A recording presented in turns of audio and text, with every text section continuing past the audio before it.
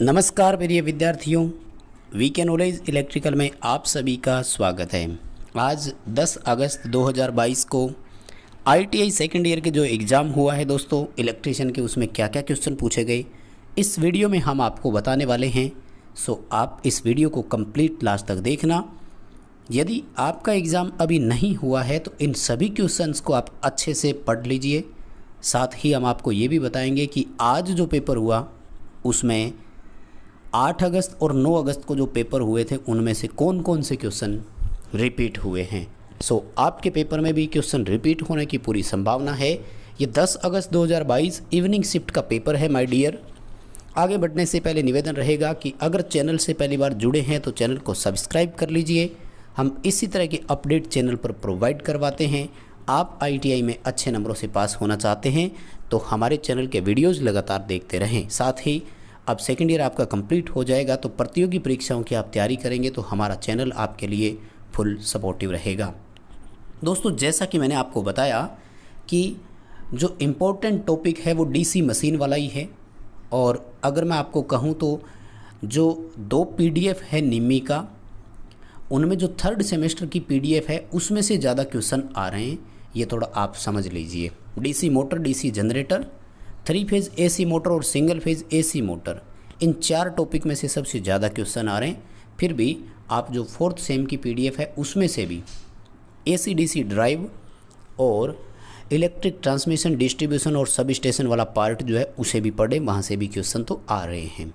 सो आइए आज के क्वेश्चनों पर थोड़ी नज़र डाल देते हैं। बाकी और वीडियोज़ मैंने पहले से बनाए हुए हैं दोस्तों, आप उन्हें भी ज़रूर देखिएगा। आज देखो डीसी जनरेटर में सवाल पूछा कि इस डीसी जनरेटर का नाम क्या है। देखो माय डियर, दोनों फील्ड है इसमें, सीरीज फील्ड भी है और शंट फील्ड भी है। इसका मतलब जनरेटर तो कंपाउंड है, ठीक है। अब आ जाइए ऑप्शन देख के आते हैं। पहले क्या ऑप्शन दे रहा है, देखो 4 ऑप्शन दे रहा है। Differential, long shunt, short shunt, cumulative long shunt, short shunt. तो पहले हम पहचान कर लेते हैं कि ये लॉन्ग शंट है या शॉर्ट शंट है। शंट फील्ड को देखिए, आर्मेचर और सीरीज फील्ड दोनों के समांतर में है, इसलिए ये कन्फर्म हो गया कि ये लॉन्ग शंट है। अब देखिए डिफरेंशियल होगा कि क्यूमुलेटिव, वो इन दोनों के फील्ड फ्लक्स का जो दिशा हमें दिखाया गया है उन पर एक नज़र डाल दीजिए। जैसा कि आप देख पा रहे हैं दोनों की डायरेक्शन एक दूसरे के अपोजिट है, विपरीत दिशा में काम कर रहे हैं, तो ये डिफरेंशियल लॉन्ग शंट कहलाएगा। आपको ए ऑप्शन के साथ इसमें जाना था। उसके बाद में दोस्तों जो सेकंड क्वेश्चन आपका डीसी जनरेटर मोटर में से आ रहा है वो ये वाला क्वेश्चन सबसे ज़्यादा बार आया है, जिसको मैं दिखाना चाह रहा हूँ कि डीसी जनरेटर में एक्स से चिन्हित इस भाग का नाम क्या है। पहले तो आपको बता दूं कि ये पूरा सेट जो है वो पोल सेट कहलाता है। ये फील्ड पोल है और ये जो आपको नीचे दिखाई दे रहे हैं इनको बोलते हैं पोल शूज। डी उत्तर करना है। ये दोनों आज इवनिंग में आए थे दोस्तों और आपके पेपर में भी रिपीट हो सकते हैं, क्योंकि जनरली आईटीआई में क्वेश्चन जो है वो प्रीवियस पेपर से ही रिपीट होते हैं, ऐसा आप मान कर चलिए। सो आपके पेपर में भी क्वेश्चन तो आपको देखने को मिल ही जाएगा। उसके बाद में देखिए तीसरा सवाल, जो 3 नंबर सवाल है कि क्यों डीसी जनरेटर अपना अवशिष्ट चुंबकत्व खो देते हैं। जो सेल्फ एक्साइटेड डीसी जनरेटर होते हैं इनकी फील्ड में अवशिष्ट चुंबकत्व होना चाहिए, अदरवाइज़ तो ये ईएमएफ जनरेट ही नहीं करेंगे। तो दोस्तों अगर शॉर्ट सर्किट होगा, भारी शॉर्ट सर्किट होगा तो अवशिष्ट चुंबकत्व इनका समाप्त हो जाएगा। आपको इसमें ए उत्तर करना था और यही क्वेश्चन था। इसमें से मैंने फ़ोटो लिए, बच्चे ने मुझे क्वेश्चन नंबर सेंड किए थे, पुरानी पीडीएफ के हिसाब से टॉपिक लिख दिया और उस टॉपिक का नाम लिख दिया, उस क्वेश्चन नंबर लिख दिया। सो मैं उसी के अकॉर्डिंग आपको प्रोवाइड करवा रहा हूँ। ये देखो क्वेश्चन अगला कि आर्मेचर वाइंडिंग में प्रतिरोध नापने के लिए किस उपकरण का उपयोग किया जाता है।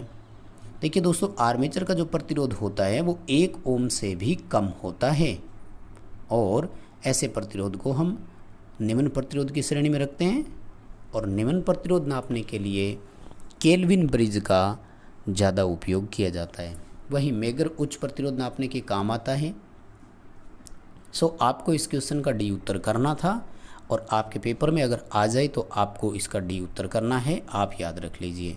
यानी जिन बच्चों का हो चुका वो उत्तर मिलान कर लो, कहीं गलत तो नहीं भर दिया क्या। हालांकि आईटीआई में अब गलती होती नहीं है आजकल, क्योंकि पेपर पीडीएफ में से ही आ रहा है, और मुझे उम्मीद है कि पीडीएफ तो आप सबने अच्छे से पढ़ ही लिया होगा। आगे देखिए ज़रा, शॉर्ट और ओपन आर्मेचर वाइंडिंग टेस्ट करनी है। My dear, armature winding test करने के लिए बाहरी ग्राउलर का उपयोग करते हैं, और अगर एसी मोटर के स्टेटर की शॉर्ट और ओपन की जांच करनी होती देन हम इंटरनल यानी आंतरिक ग्राउलर का उपयोग करते। अभी आपको सी ऑप्शन के साथ जाना है।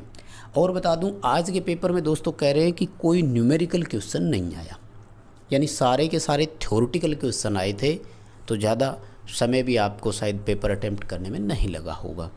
इंजीनियरिंग ड्राइंग के सिंपल क्वेश्चन आ रहे हैं दोस्तों, बहुत सिंपल क्वेश्चन आए। ये पूछा डीसी जनरेटर का सिंबल कौन सा है, साइन वेव का सिंबल कौन सा है, बैटरी का सिंबल कौन सा है। एंड इसी तरह से मैथमेटिक्स के यानी वर्कशॉप कैलकुलेशन के भी बहुत सिंपल क्वेश्चन आ रहे हैं। सो अब आईटीआई में आपको ज़्यादा घबराने की ज़रूरत नहीं है, फेल तो आप नहीं होगे। आज जो मैथ और साइंस की क्वेश्चन आए थे, इंजीनियरिंग ड्राइंग के क्वेश्चन आए थे, वो भी आपको मैं अलग से एक वीडियो प्रोवाइड करवा दूंगा। आगे देखिए, डीसी मोटर में गति नियंत्रण की इस विधि का नाम क्या है। दोस्तों ये क्वेश्चन हर बार रिपीट होता है। 2021 में जब एग्ज़ाम हुआ तब भी हुआ, जनवरी 2022 में एग्ज़ाम हुआ तब भी रिपीट हुआ। सीरीज मोटर की गति नियंत्रण की ये विधि है, और आप देख पा रहे हैं कि आर्मेचर के समांतर में वेरिएबल रियोस्टेट लगा हुआ है, तो हम इसे आर्मेचर डाइवर्टर मेथड के नाम से जानते हैं। अगर यहाँ पर फील्ड के श्रेणीक्रम में लगा होता देन आपका ए उत्तर सही होता, फील्ड डाइवर्टर विधि। वैसे याद रखें, सीरीज मोटर की गति नियंत्रित करने की कुल 5 विधियाँ होती है। हालांकि अभी आईटीआई कर रहे हो तो इन क्वेश्चंस को ही पढ़ लो। आईटीआई कंप्लीट होने के बाद जब कंपटीशन एग्ज़ाम की तैयारी करो तो फिर आपको हर एक क्वेश्चन के 2-2, 3-3, 4-4 उत्तर पढ़ने होंगे। एक ये क्वेश्चन देखो, हर बार रिपीट होता आया है आज तक जितने भी एग्ज़ाम हुए, कि इस मोटर का नाम क्या है। 2 तरीके हैं पहचान करने का। एक तरीका तो है कि फील्ड वाइंडिंग आर्मेचर के समांतर में जुड़ी हुई है, और दूसरा तरीका है फील्ड वाइंडिंग के टर्मिनल देख लो। तो E1 E2 जो है वो शंट फील्ड वाइंडिंग के सिरे होते हैं, और फील्ड आर्मेचर के समांतर में भी जुड़ी है। दोनों चीज़ें हो गई ना, इसलिए ए उत्तर आपको करना है। ये डीसी की शंट मोटर है। दोस्तों जनरली डीसी मशीनों में से ही क्वेश्चन आ रहे हैं, इसलिए मैं आपको जो स्क्रीनशॉट लिए वो दिखा रहा हूँ। बाकी जितने भी 4th सेमेस्टर में क्वेश्चन है वो भी आपने पढ़ रखे हैं, मैंने वीडियो डाल रखे हैं उनके। आप आईटीआई एग्ज़ाम 2022 नाम से प्ले लिस्ट है, उसको जाकर ओपन कीजिए, आपको सारे क्वेश्चन वहाँ मिल जाएंगे। अब देखो, एक ये 68 नंबर क्वेश्चन पूछा, डीसी मोटर का नाम क्या है। देखो शॉर्ट शंट कंपाउंड मोटर है, ये तो कन्फर्म है। फील्ड दोनों के देखो एक ही डायरेक्शन में काम कर रहा है, तो क्यूमुलेटिव शॉर्ट शंट हो जाएगा। वैसे क्यूमुलेटिव डिफरेंशियल दिया ही नहीं है, तो शॉर्ट शंट ऑप्शन आएगा ना। आर्मेचर अकेले के ही वो समांतर में जुड़ी हुई है इसलिए। उसके बाद में देखो ये क्वेश्चन नंबर 70 आया कि इस उपकरण का नाम क्या है, तो इसका डी उत्तर सही करना है, और ये है एक्सटर्नल ग्राउलर। बाहरी ग्राउलर है ये, डीसी आर्मेचर की जांच के लिए काम में लिया जाता है, जिसका अभी ऊपर क्वेश्चन आया था। ग्राउलर 2 तरह के होते हैं, एक आंतरिक ग्राउलर होता है, एक बाहरी होता है। तो जिसमें बाहर से इक्विपमेंट रखा जाए, जैसे इसमें आर्मेचर अब यहाँ रखा जाएगा इसके ऊपर, देन ये हो गया। और ग्राउलर खुद जब स्टेटर के अंदर रखा जाए तो वो आंतरिक ग्राउलर कहलाता है।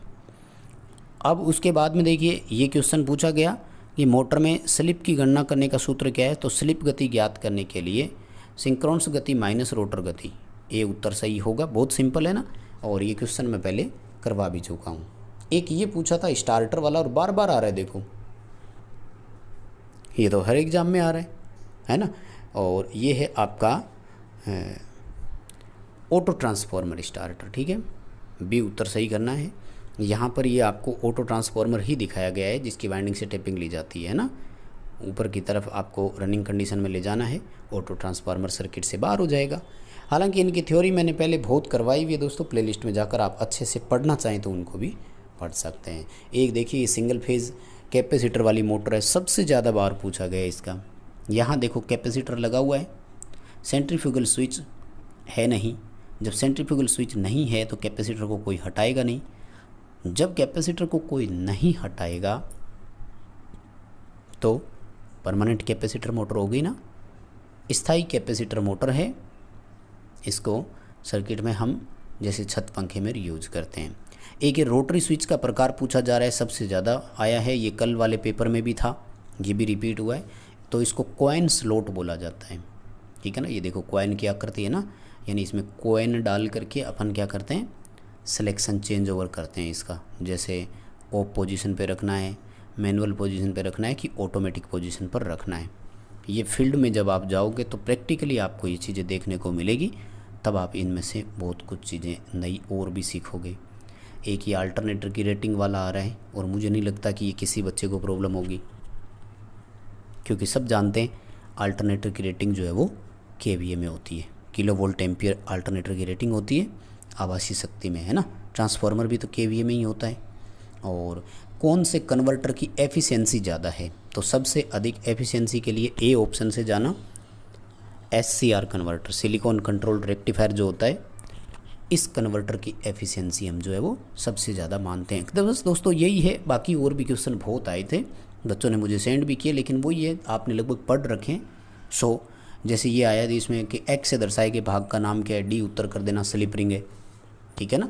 तो कुल मिलाकर जो आपने पढ़ रखा है पेपर उसी में से आ रहा है। और आज इंजीनियरिंग ड्राइंग और एम्प्लॉयबिलिटी स्किल वर्कशॉप कैलकुलेशन में क्या क्या पूछा गया, उसका एक वीडियो हम अलग से आपको जल्दी ही प्रोवाइड करवा देंगे। अभी के लिए बस इतना ही है। चैनल सब्सक्राइब कर लीजिए और ये वीडियो अपने दोस्तों को फॉरवर्ड कर दीजिए, ताकि जिनका एग्ज़ाम कल या आगे होना है वो अच्छे से इसे पढ़ सकें।